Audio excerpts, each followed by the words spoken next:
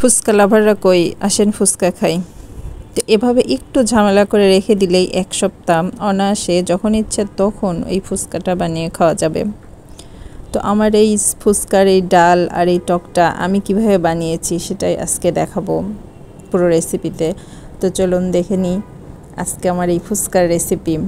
প্রথমে আমি এই ডালটা রান্না করে নেব। তার জন্য এই ডাল সারা রাত ভিজিয়ে রাখতে হবে। সারা রাত পরের দিন দুপুর পর্যন্ত আমার ডালটা ভেজানো ছিল। তো ডালের সাথে আমি কিউব করে কেটে নিয়েছি আলু আর ডাল একসাথে ধুয়ে পরিষ্কার করে প্রেসারে দিয়ে দিয়েছি। তো এখানে পেঁয়াজ দিয়েছি, আদা রসুন পেস্ট দিয়েছি, হলুদ দিয়েছি, জিরে গুঁড়া, ধনে গুঁড়া, আর দিব এখানে শুধু চটপটির মশলা, রাঁধুনি চটপটির মশলাটা দিয়ে দিব স্বাদ মতো লবণ, কাঁচা মরিচ দিয়ে একটু সরষের তেল অ্যাড করব। সব কিছু ভালোভাবে নেড়ে মিশিয়ে প্রেসারে বসিয়ে দিব পানিটা পরিমাণ মতো দিয়ে। তো এদিকে আমি তেঁতুলটা ভিজিয়ে রেখেছিলাম টক বানানোর জন্য, যেহেতু বাসায় তেঁতুল কিনে রাখি।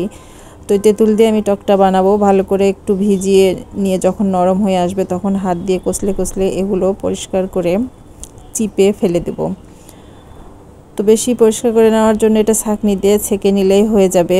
তারপরে আমি প্রথমে লবণ মিশিয়ে দিলাম, তারপরে স্বাদ অনুযায়ী চিনি মিশাবো। তো এটা একটু টেস্ট করে যার টেস্ট অনুযায়ী লবণ আর চিনি মিশিয়ে নিলেই হয়ে যাবে। তো এখানে আমি মরিচের গুঁড়া অ্যাড করেছি, এখানে চিলি ফ্লেক্স দিলেও হবে।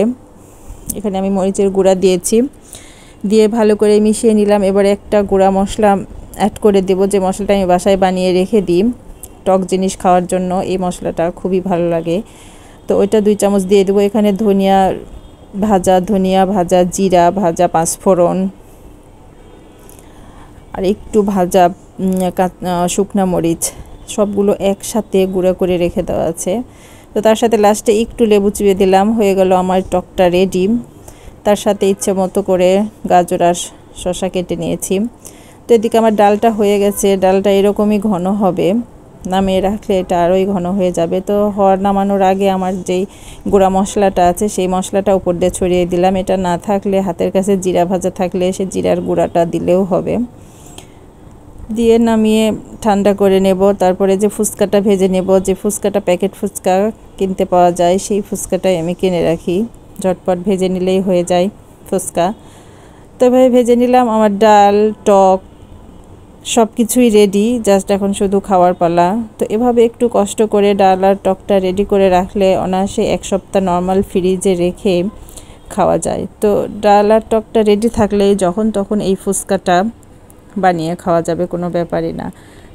তো খাওয়ার সুবিধার্থে এভাবে বানিয়ে রেখে দিয়ে 1 সপ্তাহ খেতে পারেন। তো ভিডিওটা কেমন লাগলো অবশ্যই জানাবেন। ভালো লাগলে লাইক, কমেন্ট এবং শেয়ার করে দেবেন। সবাই ভালো থাকবেন। আজকের মতো এখানে বিদায় নিচ্ছি। আল্লাহ হাফেজ।